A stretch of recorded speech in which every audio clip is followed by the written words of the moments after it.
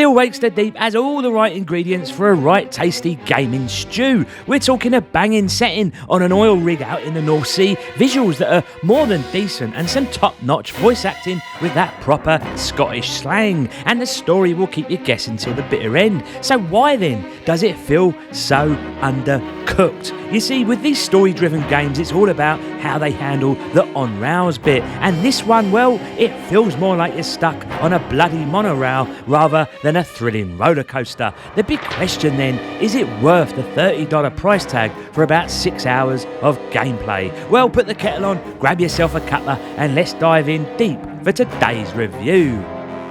Without a doubt, it's the setting of Still Wakes the Deep that nicks the spotlight. As horror goes, it's a wonder more games ain't set on an oil rig. Here we are in 1975, and you're some Scottish lowlife named Kaz, who finds himself in a right sci-fi pickle. After a drilling mishap, strange goings-on start happening with meaty tendril monsters slinking around the corridors and rooms of the rig. The setting's top-notch, I'll give him that. You've got this claustrophobic vibe where the ceiling and walls feel like they're closing in on you, ramping up that sense of impending doom. Sounds perfect, right? Well, hold on to your horses, my pedigree chums, because if you're thinking this is some alien isolation gig, think again. Sadly, it's more fragmented than your nan's brain after a few sherries. What really puts a spanner in the works here for a game of this nature is the way that it's all chopped up into these mini chapters. They're so bloody curated that any sense of fear is tossed right out the window. Those tendril monsters, they don't roam around freely. Instead, you've got segments where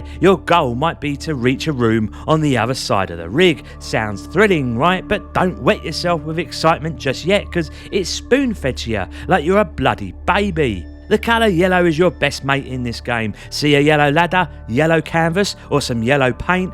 Bingo, Bob's your uncle, Fanny's your aunt, that's your path forward. Don't go thinking you can use your head and blaze your own trail, maybe by hopping on a crate and jump into a ledge. No lads, think again. The game forces you to go the way it wants, because it's got its precious little scripted scenes to show you, and eventually you'll come face to face with one of those Iggy Pop looking monsters. But don't get too excited, because it's more of a damp squib than a real fright. Usually it's about getting past these ugly mugs as they block your way, and almost every time it's the same old song and dance. Pick up a can, a spanner or a wench and lob it across the room to create some noise as if you just come out pissed as a fart from a Glasgow pub. The monster goes off to investigate, and off you trot to the next segment, ready to rinse and repeat. Now, I can't deny there's a bit of tension in these scenes. It's more of a thriller than a proper horror though, and when you inevitably croak it, you're just sent back to the beginning of the segment to try again. But this repetition,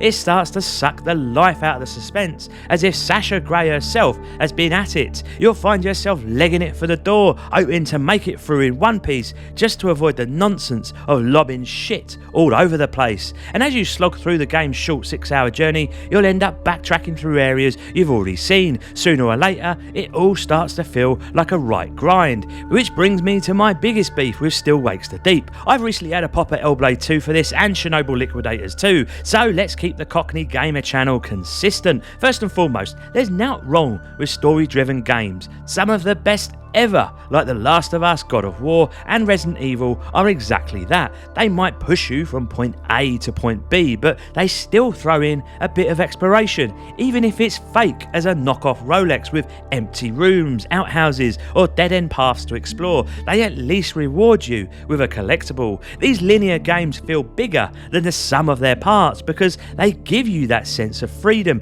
even if they're still on rails. Still Wakes the Deep then doesn't offer this, and in its brilliant setting of an isolated oil rig, there's so many ways they could have amped up the fear. Instead, I feel like a passenger just looking for anything yellow to lead the way, knowing that the scripted, rigid nature of my movements kills any gameplay that might be had. Here you're asked to pull a few levers, press a few buttons, or answer the odd phone call. As we've seen with many recent games, Still Wakes the Deep has a great premise, but it simply is poorly executed. Come its conclusion, you feel like you deserve a participation award versus an achievement for actually getting through the thing. But let's get to the good stuff, shall we? Let's talk graphics, because this game really is a proper looker. Full disclosure, a lot of the footage in this review had my settings all cocked up. I thought I had them on epic, but somewhere along the line the 3D models were reduced down. Once I slapped on DLSS and the works, it ran beautifully, fully optimised, no stutters, and with the 3D modelling cranked up to the max, it gave everything a much better look and feel. Starting with the materials and why the oil rig is such a brilliant setting. You've got paint and rust battling it out on the pipes, with the sheen from the vinyl covering the crates reflecting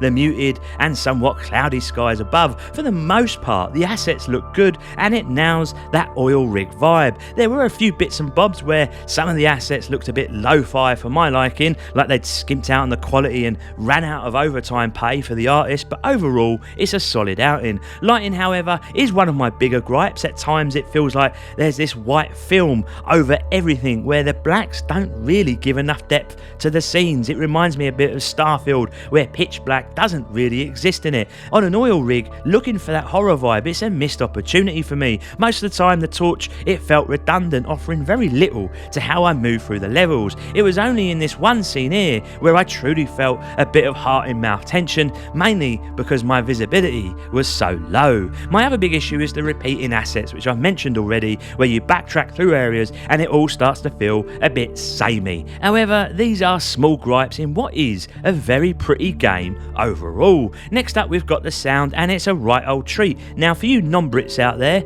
you might struggle a bit with the Scottish accent, but for me, that just shows how brilliantly it's been acted. They've got the word sprinkled in like it's a term of endearment, the best use of the word, I hasten to add. And let me tell you, the voice acting is top notch and the script holds up well. Not once did I get fed up listening to those charming Scots. As for ambient effects, we're treated to some cracking 3D surround sound. You'll hear a barrel crashing down to your right and a scream from your left. It does a bang up job of building those tense standoffs. It's just a shame then the gameplay doesn't quite match up. Musically, it's got plenty of energy, building atmosphere where needed and ramping up the tension. Honestly, I can't really find much to moan about here. It all just works nicely. So, Still Wakes the Deep is a short game for your $30. In that 6 hours, you want a jam-packed experience that pulls you in and leaves you hanging, and it does get a lot right, from the oil rig setting to the solid graphics and great sound. Even the Scots, they're a lovable bunch at heart, but it goes tits up pretty quickly with its repetitive gameplay and the way it chops the map into mini chapters, giving you little freedom to play how you want. The gameplay is as shallow as a puddle, and I can't go slag off other games like Hellblade 2